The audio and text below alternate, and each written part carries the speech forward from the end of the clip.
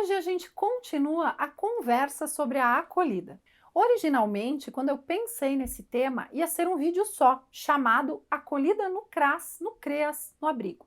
Justamente para dar a entender que estamos falando da acolhida em sentido amplo, enquanto ambiência, postura profissional de abertura à escuta e compromisso ético-político. A acolhida, a postura acolhedora, deve estar espalhada por todos os serviços do SUAS e por todos os processos de trabalho que acontecem nesses serviços. Só que quando eu fui fazer o roteiro, eu vi que ia ficar um vídeo muito longo, com muita informação sobre contextos diferentes, então eu achei que ia deixar vocês meio baratinados. Aí eu optei por dividir esse tema em partes e fazer uma playlist. A primeira parte, que fala da acolhida no CRAS, está no vídeo anterior, que é esse que está aparecendo aí para você no card. Clica aí e assiste, caso você não tenha visto ainda. Hoje vamos falar da acolhida no CREAS, o Centro de Referência Especializado de Assistência Social, uma unidade de média complexidade. E no próximo vamos falar da alta complexidade. Na mesma linha do vídeo anterior, vamos dar algumas pinceladas reflexivas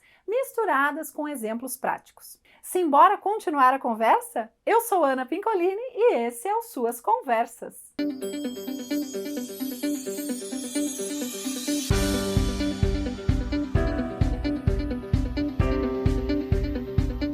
Olá, gente linda, colegas do SUAS, usuários, pessoas interessadas em conhecer a assistência social. Tudo bem com vocês? Muitas coisas que a gente falou no vídeo anterior sobre a acolhida no CRAS, como a ambiência acolhedora, as comidinhas gostosas, enfim, valem também para os serviços da especial, como o CREAS, o Centro Pop Rua, os serviços de acolhimento. Então eu não vou repetir nesses vídeos essa parte, segue valendo tudo o que falamos sobre ambiência. E lembrando que a ambiência é para além do espaço físico em si, é o espaço habitado, vivo, tornado agradável, tornado continente às histórias e sentimentos das pessoas. Enfim, um espaço pensado para ser acolhedor. No caso do CRAS, associamos a acolhida com recuperar um pouco daquele conceito casa das famílias, da pessoa chegar e se sentir em casa. Hoje vamos olhar as peculiaridades da acolhida no CREAS. No caso dos municípios que não têm CREAS, abstraiam e apliquem isso para as equipes de proteção especial, que são aquelas previstas para atender a proteção especial em municípios pequenos. Não sabe o que é equipe de proteção social especial? Clica aí no vídeo que está aparecendo no card que logo você vai descobrir essa estratégia pensada para municípios pequenos para que o seu CRAS não acabe virado num CREAS. E antes da gente seguir a conversa, se esses conteúdos aqui são importantes para o seu cotidiano, curta esse vídeo, compartilhe com mais pessoas. Isso faz o nosso canal crescer e esse conteúdo se espalhar. Inscreva-se aqui no canal, clicando no sininho das notificações para ser avisado sempre que a gente coloca vídeo novo e ficar por dentro das novas conversas que vão chegando por aqui. E me segue lá no Instagram, @AnaPincolini também, se você tiver um tempinho. Por lá eu divulgo outras ações nas quais eu estou envolvida, além do canal. Bom, na proteção especial, a gente lida com um contexto um pouco diferente da básica. Lá na básica temos muita busca espontânea. Embora isso não seja desejável, o esmagador predomínio da busca espontânea em relação à busca ativa, essa é a realidade da maior parte dos CRAS. Por que eu digo que isso não é desejável? Porque os CRAS têm aí o desafio de implantar a busca ativa, de fazer um movimento rumo ao território, de sensibilizar as famílias para conhecerem o serviço, enfim, de ir para a comunidade, não só esperar que a comunidade venha até ele. Engolidos pelo cotidiano da enorme busca espontânea, a maioria dos CRAS nem consegue fazer esse movimento de ir para o território, de mapear os mais vulneráveis e sensibilizá-los para conhecer o serviço. E a pandemia da Covid-19 agravou essa tendência. Então, voltando, lá na básica, nós estamos falando de situações em que as famílias, em geral, vêm ao CRAS espontaneamente, ou até depois de uma busca ativa, porque foram sensibilizadas para vir conhecer o serviço, ou por encaminhamentos de outros setores, ou por necessidades e buscas de informações. Por mais que o motivo que fez com que uma família busque o CRAS geralmente esteja ligado a uma necessidade não atendida, a uma expressão da questão social, como dizem as assistentes sociais, dificilmente aquela pessoa ou aquela família não vai querer estar ali no CRAS. Ela busca o CRAS em geral. Já na proteção especial, as coisas são um pouco diferentes. Nós temos um complicador, que é o seguinte: dependendo de como foi feito o encaminhamento para o CREAS, de como esse serviço foi apresentado, foi propagandeado para a família, pela pessoa que encaminhou, pelo serviço que encaminhou, pode ser que essa família chegue cheia de receios, sem querer estar ali no CREAS. Por exemplo, pode ser que o encaminhador tenha dito algo do tipo: estamos te encaminhando para o CREAS, que é um serviço que trabalha no sentido de evitar o acolhimento institucional das crianças. O que essa família está lendo? Vai lá, senão vão tirar os teus filhos. E vamos combinar que no passado recente do Brasil, antes do Estatuto da Criança e do Adolescente, até a pobreza já era motivo para tirarem os filhos de uma família. O fato é que algumas vezes com muitas firulas, outras vezes de maneira bem direta, em tom de ameaça, muitas famílias chegam ao CREAS para acompanhamento em PAEF, tendo escutado isso, com esse medo de ter os filhos acolhidos.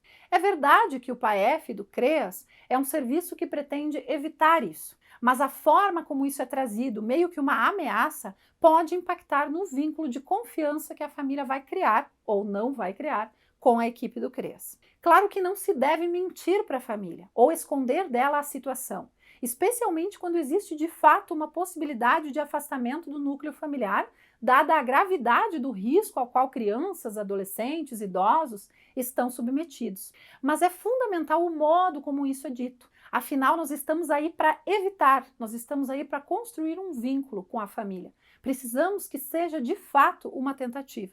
Esse vínculo é um diferencial para a efetividade da nossa intervenção, no sentido de contribuir para superar aquela situação de violência intrafamiliar que foi identificada, seja com criança e adolescente, com mulher, com pessoas com deficiência, com pessoas idosas, enfim, com qualquer pessoa da família. O fato é que muitas vezes uma família que chega para o PAEF e foi encaminhada porque foi identificada uma situação de violência com criança ou adolescente ou de abuso patrimonial contra um idoso da família, ela tende a lançar mão de estratégias de defesa nesses primeiros atendimentos do CREAS. Muitas vezes, as situações de violência são inclusive negadas pela família. E pode acontecer também que essa família não signifique aquilo como violência. Isso acontece muito com a violência psicológica. Aí a primeira resposta da família é chegar no primeiro atendimento do CREAS e dizer: olha, eu tô aqui por causa da fofoca dos vizinhos. Nada disso é verdade.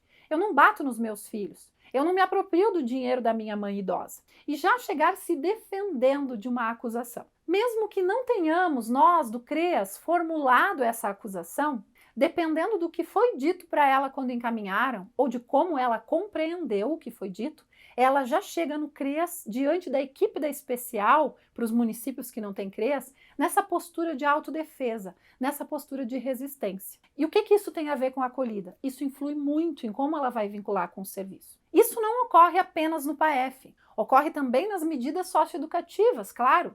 Pensem, por exemplo, num adolescente que chega no CREAS para cumprir uma medida socioeducativa aplicada pela Justiça da Infância e Juventude. Logicamente que ele não queria estar ali, ele fez de tudo para não estar ali. Quando ele se envolveu em um ato infracional, vamos dizer que um furto, por exemplo, a última coisa que ele pensou é que ele seria descoberto e que ia terminar cumprindo uma medida. Então ele pode vir cheio de resistências. E a família dele, que acompanha o adolescente ou a adolescente, cheia de sentimentos como vergonha, culpa, sensação de humilhação. E claro que existem situações também que a pessoa chega ao CREAS por busca espontânea. Por exemplo, uma mulher que sofre violência do marido e busca espontaneamente o CREAS, ou que vai na delegacia da mulher, na vara da violência doméstica, enfim, a sua família acaba encaminhada para o CREAS. Ou uma pessoa em situação de rua que busca espontaneamente o CREAS nos municípios que não tem centro POP, mas independente da porta de entrada, de como essa pessoa ou família chegou no CREAS, nós temos um certo componente de tensão, meio que um não querer estar ali, que é essa questão do risco pessoal e social por violação de direitos. Essa questão do risco, especialmente das violências, ela vem atravessada por muito sofrimento, pensando nas pessoas em que a violência está ali dentro da família, e também por muitos julgamentos morais, pensando em quem pratica a violência ou nos pais de um adolescente das medidas socioeducativas que se sentem culpados e julgados. Quem está ali no CREAS e no Centro Pop, mesmo que tenha vindo espontaneamente, está em uma situação de risco social, como é o caso da situação de rua, da violência contra a mulher, do abuso financeiro e patrimonial, do abuso sexual de crianças e adolescentes e tantas outras situações que chegam na proteção especial. Então você tem esse movimento das famílias de negarem a violência, seja por vergonha, sentimento de culpa, sentimento de humilhação, medo de julgamentos e tantas outras razões, ou simplesmente das famílias não reconhecerem aquilo como violência. E isso pode acontecer, isso do não reconhecer, tanto com quem pratica quanto com quem sofre as agressões. É comum a pessoa que pratica a violência não se reconhecer nesse lugar de violador, especialmente nos casos de violência psicológica ou nos casos em que associa a violência contra as crianças ao ato de educar. E também é comum a pessoa não se reconhecer enquanto vítima, não significar aquela forma de ser tratada como uma violência, não se dar conta que ela está em uma relação abusiva. Em muitos casos existe essa negação, uma resistência, uma postura de defesa ao ser encaminhado para um serviço da especial, ou uma dificuldade muito grande de buscar o serviço quando a pessoa vai espontaneamente, não completando encaminhamentos anteriores porque é um processo difícil.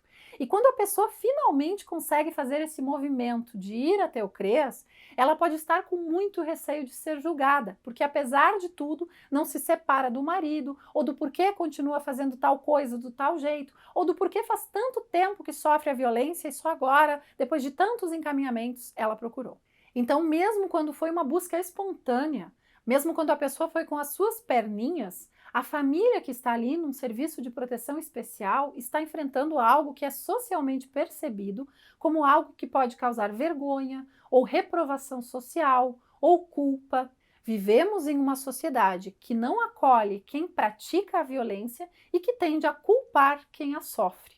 Uma sociedade que não pensa em trabalhar a violência e desconstruir essas formas de se relacionar, nem em problematizar os elementos sociais e históricos que se associam à produção e à reprodução de formas relacionais violentas. No senso comum, pensa-se pura e simplesmente em punir, e não em ofertar espaços de ressignificação.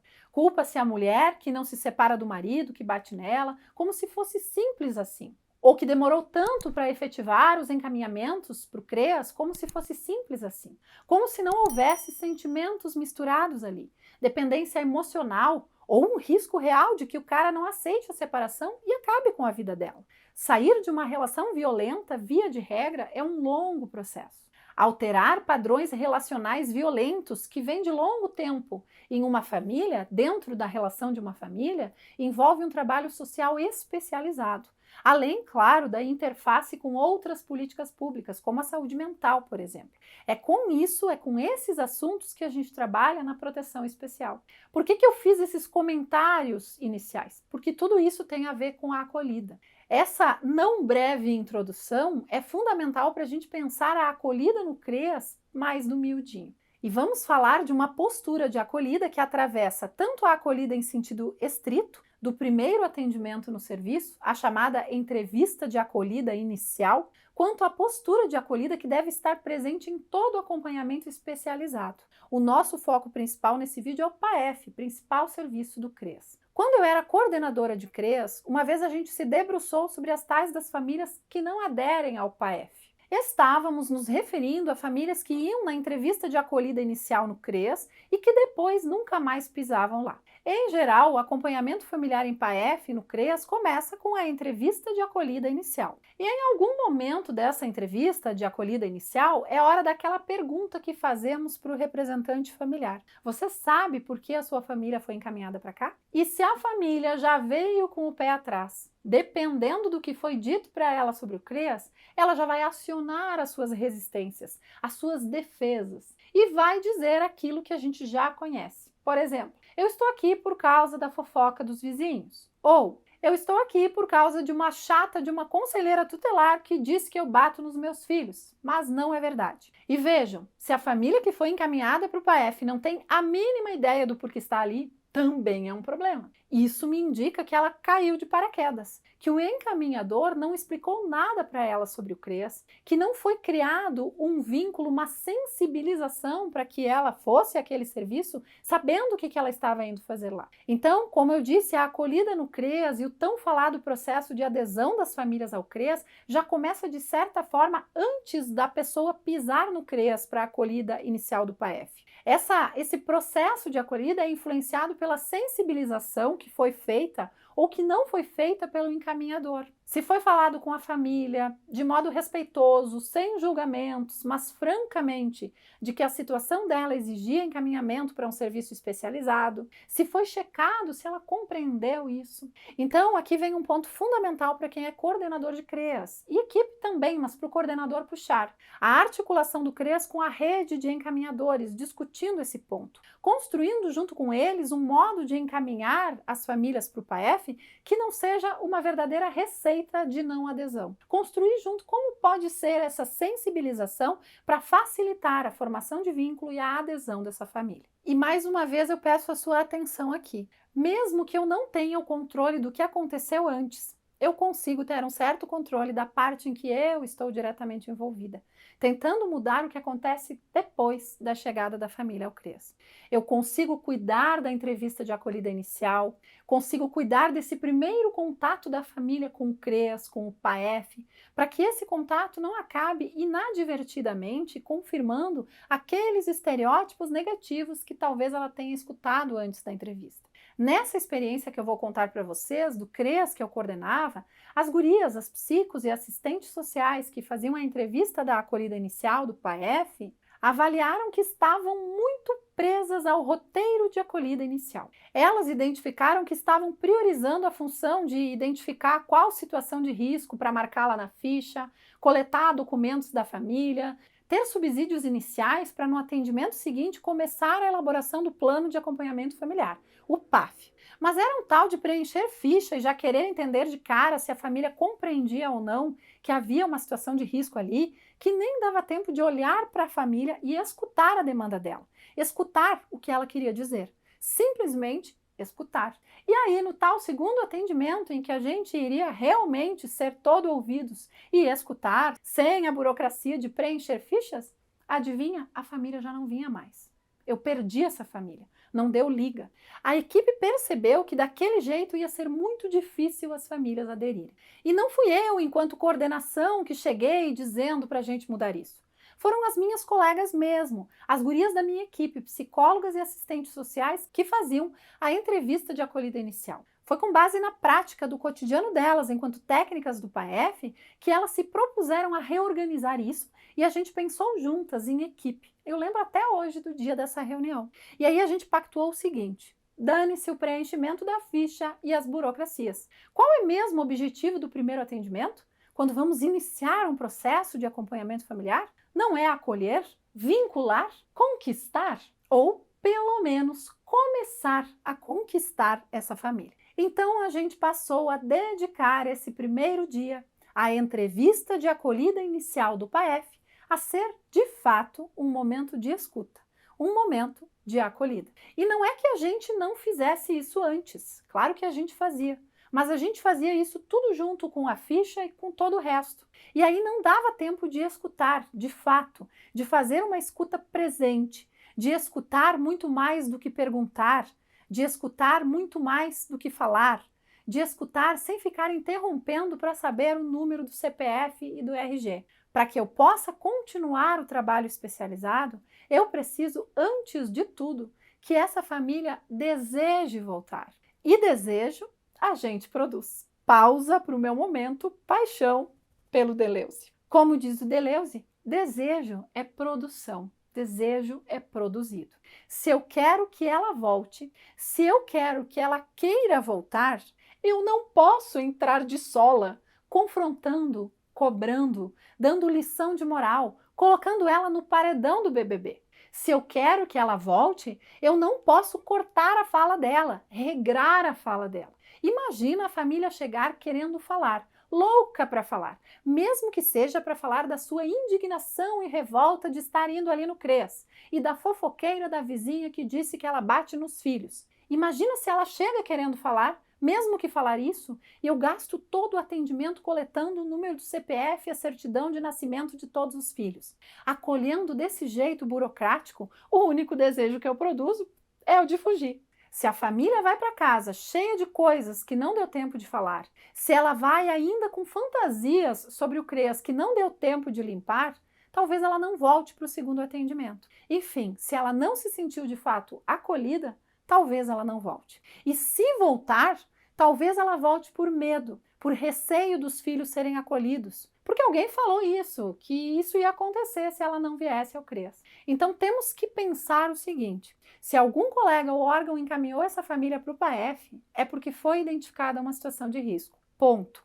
Temos um compromisso ético no sentido de não fechar os olhos para isso e trabalhar em conjunto com essa família para que a situação de risco seja superada. Então, diante disso, tudo que não podemos fazer é espantar essa família com um atendimento burocrático e cartorial, fazendo com que ela se sinta mais uma no armário das fichas, ou que ela se sinta julgada, confrontada e tenha que acionar as suas resistências para se defender. Temos que manejar muito bem a forma de abordar as situações de risco nesses primeiros encontros, observar como ela significa o risco antes de entrar de sola no assunto ou de vir com julgamentos moralizantes. Aliás, julgamentos moralizantes nunca, né? Aos poucos, quando a família vai construindo o vínculo com a gente, quando eu sei como a violência é significada por essa família, a gente vai construindo conjuntamente outras formas de relação.